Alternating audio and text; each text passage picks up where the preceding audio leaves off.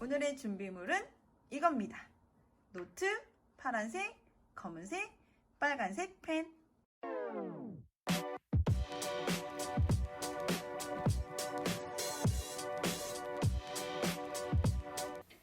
오늘 우리가 배울 내용은 제12강 질량 보존의 법칙입니다. 1. 질량 보존의 법칙. 질량 보존의 법칙이란 화학 반응이 일어나도 물질의 총 질량은 변하지 않는다는 것을 나타내는 법칙입니다.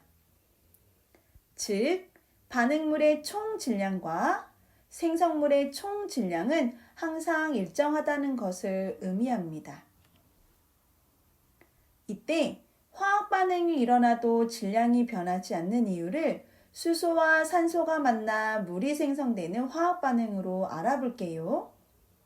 먼저 위 반응을 분자 모형으로 나타내면 수소 분자 2개와 산소 분자 1개가 만나 물 분자 2개를 생성합니다. 이때 분자 모형의 변화를 살펴보면 화학 반응 후 원자의 배열이 변하면서 새로운 물질이 생성되지만 원자의 종류와 개수는 변하지 않는다는 것을 확인할 수 있습니다. 즉, 화학 반응이 일어나도 질량이 보존되는 이유는 화학 반응이 일어날 때 원자 배열은 변하지만 원자의 종류와 개수는 변하지 않기 때문이라는 것을 알 수 있답니다. 2. 앙금 생성 반응과 질량 보존의 법칙. 염화나트륨과 질산은이 반응하여 염화은이라는 흰색 앙금이 생성되는 화학 반응과 질량 변화에 대해 알아볼게요.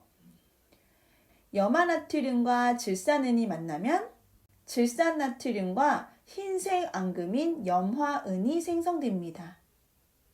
이 과정을 화학 반응식으로 살펴보면 염화나트륨 NaCl과 질산은 AgNO3가 만나 질산나트륨 NaNO3와 흰색 앙금인 염화은 AgCl이 생성됩니다.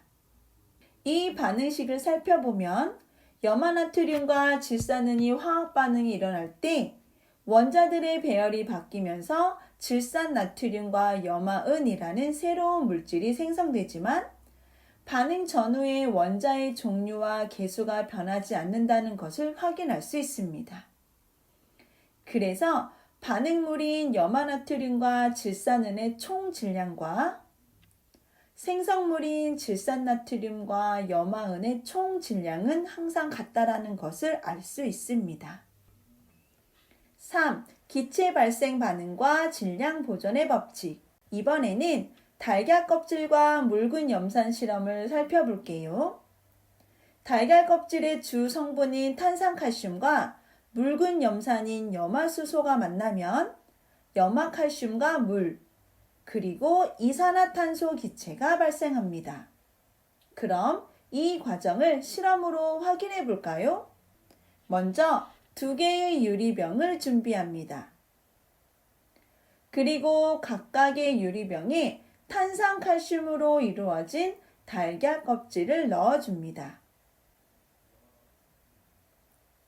그 다음에 염화수소인 묽은 염산을 각각의 유리병에 넣은 후 하나는 뚜껑을 닫고 다른 하나는 뚜껑을 열어둔 채로 실험을 합니다.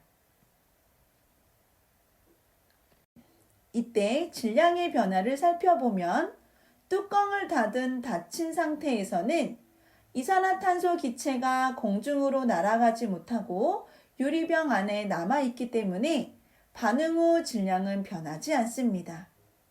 하지만 뚜껑이 열린 상태에서는 이산화탄소 기체가 공기 중으로 날아가기 때문에 반응 후 질량은 감소합니다.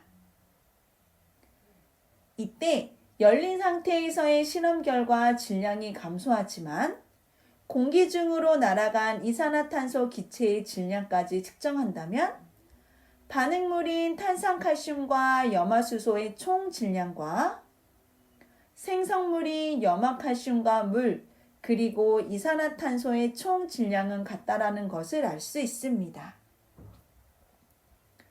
4. 연소 반응과 질량 보존의 법칙. 이번에는 연소 반응과 질량의 관계를 실험을 통해 알아볼게요. 먼저 연소는 나무 등을 태우는 일반 연소와 마그네슘 등을 태우는 금속 연소로 나눌 수 있습니다. 먼저 나무를 연소하면 나무가 산소와 빠르게 반응하여 재가 남고 수증기와 이산화탄소 기체가 생성됩니다. 같은 질량의 나무 조각을 양팔 저울에 매단 후 오른쪽 나무 조각을 연소시키면 수증기와 이산화탄소 기체가 공기 중으로 날아가기 때문에 타고 남은 재는 처음 나무 조각의 질량보다 가벼워집니다. 이번에는 금속 연소에 대해 알아볼게요. 금속인 마그네슘을 연소하면 마그네슘이 산소와 빠르게 반응하여 산화 마그네슘이 생성됩니다.